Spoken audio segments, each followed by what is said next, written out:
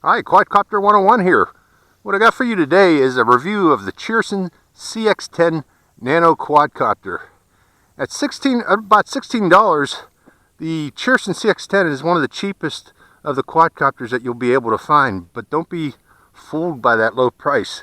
This little CX10 is a very maneuverable quadcopter, very nice performer, even with this little tiny controller.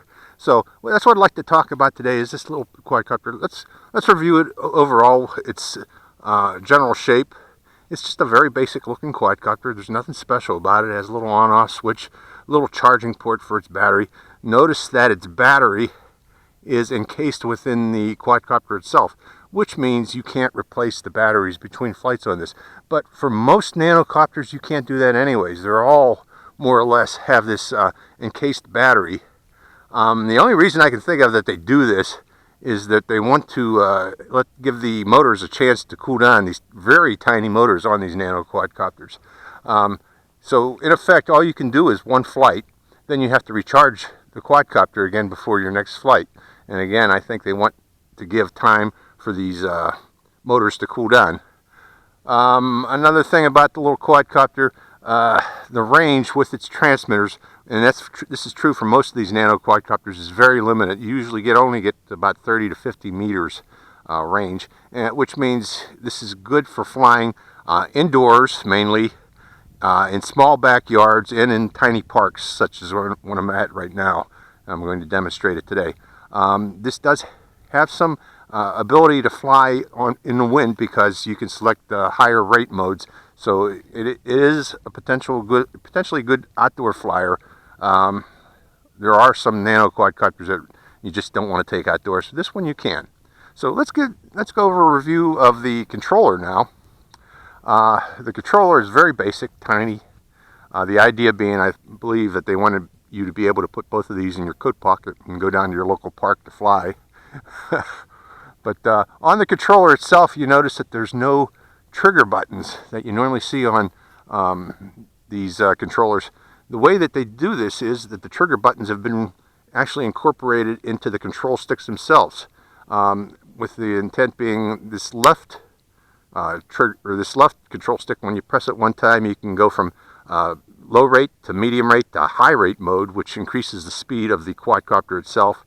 And the right control stick, when you press it, selects the ability to do flips on the quadcopter. You press it once, you'll hear a beep, and then you can tell the quadcopter which direction you want to flip. You also have a trim button for the right control stick pitch, and a trim button for roll. There is no trim button for yaw or throttle on this quadcopter. And you don't really need that these days, especially with 6-axis quadcopters. That's why you tend to see them less and less on control pads of most quadcopters these days. Okay, let's do a demonstration flight and see how this performs. There were a couple things I forgot to mention. You should keep in mind that the CX10 is mainly intended as an indoor flyer, but it can be flown outdoors if you keep in mind and consider several things. First off, again, the limited range of this transmitter, it only gives you about 30 meters range. You don't want to fly it across the football field. It's not going to happen. But if you keep it in a small, I fell in a hole there. If you keep it in a small park or your backyard, it's a good flyer for such cases. The second thing to consider is, as it is designed for indoor flight mainly, the flight controller software isn't very good at encountering wind. What can happen is, and will happen, if you're outside and you get a gentle breeze coming along, in your attempts to fight that breeze, the accelerometers can pick up a drift, and you'll notice that the quadcopter may start to drift in a certain direction. That's to be expected, okay, but it can be easily fixed. If you start to notice it picking up a drift, just land the quadcopter on the ground and let it sit undisturbed for a few seconds for the accelerometers to reset themselves. It's very simple to do. Again, if you notice a drift starting to build in on your quadcopter, an uncommanded drift, it gets harder and harder to counter that drift, just land the quadcopter and let it sit for a few seconds. Okay, we're going to go for a flight again. I got a breeze coming from my back here. you'll probably see that drift, and you'll see what I have to do to counter that drift. So let's give it a flight and see how the CX10 performs outdoors in a gentle breeze. Okay, quadcopter's been bound. I do have a breeze here, so I'm going to go to, let's see, let's go right to high. You heard those 3 beeps? Again, went to high rate by pressing the throttle and yaw controller downward, and I pressed it twice to get the 3 beeps. It's now in high rate mode, and I'm going to hand toss it. And now I wanted to show you one thing. This little CX10 can do funnels very well. And also by doing these funnels, that kind of counters the accelerometers getting weird inputs. You know, that drift. So if you do funnels every once in a while, that can actually counter the drift. But it does excellent funnels. And it's a very maneuverable little quadcopter, as you can see here. Great indoor flyer, but also outdoor, if you keep in mind that its accelerometers may pick up a drift if there's a wind. And the way to counter that is to either do funnels, and it's not hard to do funnels. Forward pitch, full left turn, rudder, or forward pitch, full right rudder, and you're doing funnels.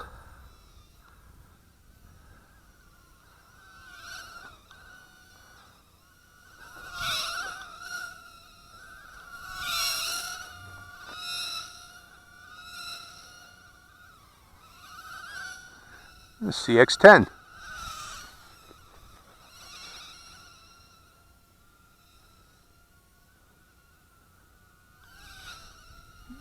Now notice I haven't had to counter that drift yet.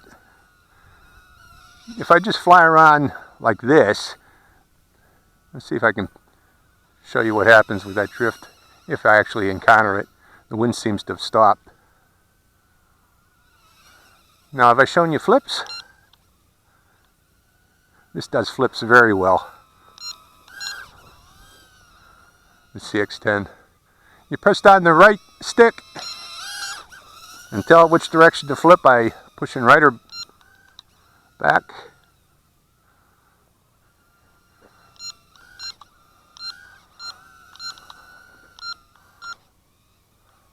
Now, doing flips kills battery, so I'm not going to do very many of those, but it does flips, as you can see. I'm going to have some power to fly around. But again, this is great backyard flyer, great small park flyer, or an indoor flyer. I don't like to fly indoors because indoors is boring to me.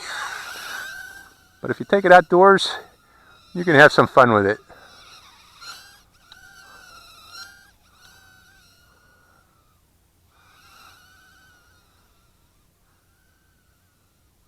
And again, keep in mind, your range in this is not very large, so keep it close.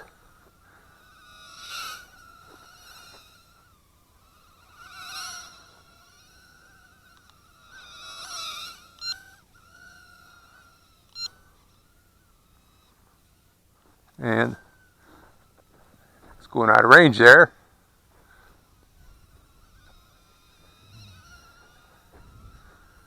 So that's a CX10. Cheerson CX10, great indoor flyer, but also, as many people have shown videos, but it's also a great outdoor flyer too. So, hope you enjoyed this review. Quadcopter 101, signing out.